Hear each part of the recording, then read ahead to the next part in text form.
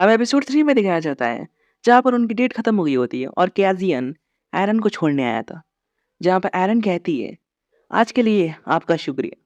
कैज़ियन कहता है, "मुझे आपकी हेल्प करके बहुत ज़्यादा खुशी हुई।" वहाँ पर एरन सोच रही होती है, "मैंने सोचा था कि डेट बहुत ज़्यादा बोरिंग होती है, लेकिन ये मेरे एक्सपेक्टेशन से बहुत ज़्यादा अच्छी थी।"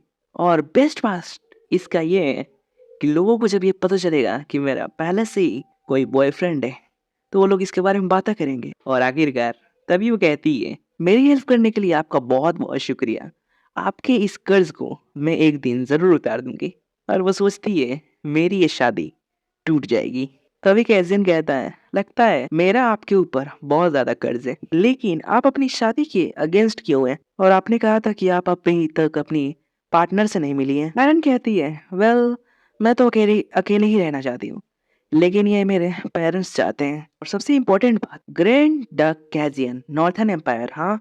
और उसने अभी तक एक भी शादी नहीं की। इसका मतलब कि वो अपनी पहली शादी करने जा रहा है और ये सब वो अपनी यंगर सिस्टर जिसकी शादी हो गई है, उससे एडवाइस ले रही होती है। इसका मतलब कि कुछ ना कुछ गलत है उसके साथ। एरन थोड़ी हैरान हो जाती है। उसकी सिस्टर बोलती है, "मुझे लगता है कि उसके पास एक रखेल होगी पहले से।" स्टोरी फिर से प्रेजेंट में आती है जहाँ पर एरन बोल रही होती है, "मुझे उसमें कुछ गड़बड़ लग रहा है।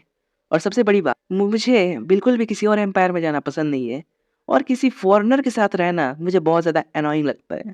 तो मैं सिर्फ शादी करने के लिए इतनी तकलीफ़ें क्यों उठाऊँ?"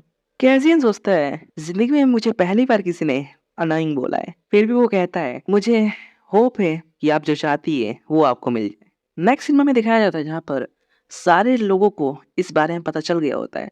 सारे लोग बात भी कर रहे होते हैं कि एरन के एक सीक्रेट लवर है। क्या बोल रही हो तुम? मिस लेडी एरन का एक सीक्रेट लवर है? और ये बात बहुत ज़्यादा फैल रही थी और ये बात फैलते हुए पैलेस तक भी आ जाती है। जहाँ पर लोग इसके बारे में चर्चा कर रहे होते हैं कि अगर लेडी एरन का पहले से ही कोई सीक्रेट लवर है, तो उनकी शादी को जल्द से जल्द रद्द कर देना चाहिए। और ये बात उसकी मॉम को भी पता चल जाती है, जहाँ पर एरन अब शांत होती है, लेकिन उसकी मॉम आती है और कहती है, "एरन, तुमने मुझे इम्प्रेस कर दिया। मुझे कभी नहीं लगा था कि अगर हम लोग तुम्हारे फ्यूचर हस्बैंड से तुम्हें मिलाने के लिए लेके जाएँगे, तुम अपनी एक सीक्रेट डेट पे चली जाओगी। मुझे कोई फ़र्क नहीं पड़ता अगर तुम अपने सीक्रेट लवर से भी शादी करो तो। क्योंकि एरन, यू आर इन लव।" अब यहाँ पर एरन के होश उड़ गए होते हैं और वो सोच रही होती है, अब ये कौन-सी प्रॉब्लम है यार? उसकी मॉम कहती हैं, और सबसे अच्छी बात, ग्रैंड डक कैज़ियन का भी कहना है कि उन्हें इस र्यूमर से कोई भी फ़र्क नहीं पड़ता।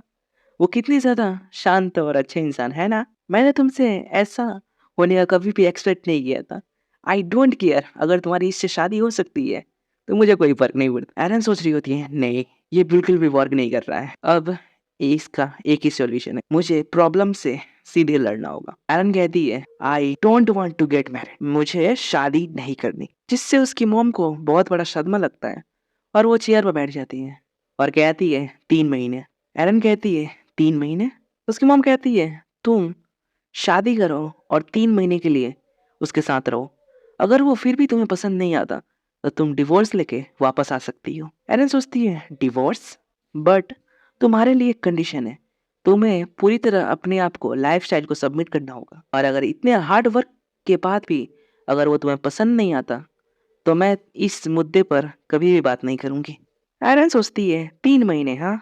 इतना तो मैं कर ही सकती हूँ। तभी उसकी मॉम कहती है, मारपीट अलाउड नहीं है उसके साथ और तुम्हें उसको उसके रूम में घुमा-घुमा के नहीं फेंकना। एरन हँसते हुए कहती है, मैं अपनी पूरी कोशिश करूँगी। और वो सोचती है, अगर ज़रूरत पड़ी तो मैं उसे मार के वापस आ जाऊँगी। और इस तरह एरन की वेडिंग अरेंज हुई और वेडिंग की बात पूरे एम्पायर में फैल गई, जिससे एम्पायर में उथल-पुथल हो गई और इसकी वजह से सोल्जर्स एम्परर के पास आते हैं और कहते हैं, हमारे कैप्टन ब्रिलहिट को किसी और एम्पायर में देना मिलिट्री के लिए बहुत ज़्यादा हानिकारक हो सकता है महाराज। आपने इसके बारे में एक बार भी सोचा? एम्परर कहते हैं, मैं एरन को प्रिंसेस के रूप में देने वाला हूँ। और एम्परर एरन से कहते हैं, एरन, अब वेस्टर्न एम्पायर का फ्यूचर तुम्हारे ही हाथों में है। जिससे एरन के साथ सोल्जर्स भी शॉक हो जाते हैं। एरन सोचती है, अंकल मुझे ज़्यादा ही ओवर एस्टिमेट कर रहे हैं और ये चीज़ मुझे अनकम्फर्टेबल कर रही है। नेक्स्ट सीन हमें नॉर्थर्न एम्पायर का दिखाया जाता है, जहाँ पर कुछ लड़कियाँ बात कर रही होती हैं कि हाँ, वो शादी कर रहा है ग्रैंड ड्यूक क्यूजियन के साथ। और हमें कैजियन के बारे में बताया जाता है, the son of last emperor, और सेकंड ऐसा आदमी जो थ्रोन को सक्सीड कर सकता है, most desirable bachelor in high society, और क्राउन प्रिंस से ज्यादा डिजायरेबल। सारी लेडीज का सपना है इसे अपना बनाने का, लेकिन अब इस खबर से सबके दिल चकनाचूर हो गए। नेक्स्ट सीन में नॉर्थन एम्पायर में कैजियन का दिखाया जाता है, जो शांति से बैठा होता है और अपने सर्वेंट से कहता है, तो तुम्हें इसके अलावा और कुछ नहीं मिला? सर्वेंट कहता है, यस योर हाइनेस। कैजियन सोचता है, क्या मैंने सोचने में कुछ गलती की? जब मैंने एम्परर से इसके बारे में कहा तो उनका रिएक्शन कुछ अजीब था। तभी उसका सर्वेंट कहता है, हालांकि मुझे एक बात बहुत ज्यादा परेशान कर रही है। कैजियन कहता है, क्या है? सर्वेंट कहता है, मुझे लगता है कि बहुत बड़ी परेशानी है। मुझे हाल ही में ही पता चला कि ब्रिलियंट फैमिली में एक बहुत बड़ा ट्रैवल मेकर है। केजिन कहता है, ट्रैवल मेकर? केजिन के सर्वेंट कहता है, हाँ, वो इतना ज्यादा जंगली है कि एम्पायर के सारे लोग उसे मैड डॉग कहते हैं, और यही वो रीजन है जिसकी वजह से ब्रिलियंट फैमिली में से इंफॉर्मेशन निकालना इम्पॉसिबल है, और ये उसी आदमी के कारण जिसे सब लोग मैड डॉग कहते हैं। केजिन कहता है, लेकिन उसने ऐसा क्या किया? उसका सर्वेंट कहता है, अगर किसी ने भी गलती से भी कुछ गलत कह दिया तो वो उसे बहुत ज्यादा पीटता है। कैसिन सोचता है, मुझे बिलीव नहीं हो रहा है कि वो ऐसी फैमिली में रहती है, क्या इसीलिए वो इतनी डाउन टू अर्थ है? और हम लोग समझ सकते हैं कि ये बात किसके बारे में हो रही है। कैसिन सोचता है, वो कितनी ज्यादा इंटरेस्टिंग है यार। तभी उसका सर्वेंट कहता है, योर हाइनेस, एयरशिप रेडी है, हमें चलना चाहिए। हमें नेक्स्ट सीन एयरशिप का दिखाया जाता है, जहाँ पर वेस्टर्न एरिया में उसकी सर्वेंट बोल रही होती है, लेडी एरन, एयरशिप लैंड होने ही वाला है। तभी कोई पीछे से कहता है, मारना अलाउड नहीं है, और ये इसकी मॉम होती है। वो कहती है, तुम किसी को भी ऐसे नहीं मार सकती क्योंकि वो तुम्हें एनोइंग लगते हैं, और स्पेशली तुम्हें अपना स्वॉर्ड का इस्तेमाल तो बिल्कुल भी नहीं करना, और अपने चेहरे पर थोड़ा मुस्कान लाओ, थोड़ा जेंटल बनो।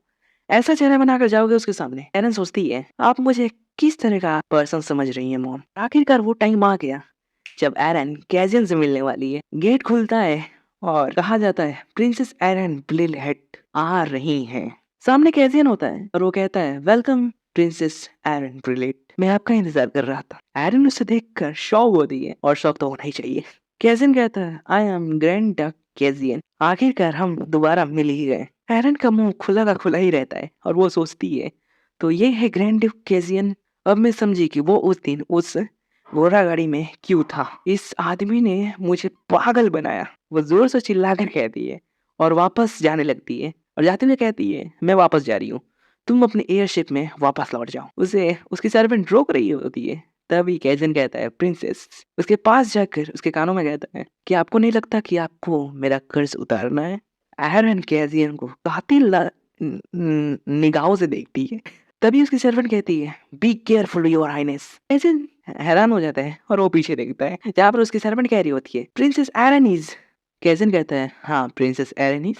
प्रिंसेस एरन एक्सट्रीमली नाजुक है, प्लीज उन्हें एक ग्लास की तरह ट्रीट कीजिए।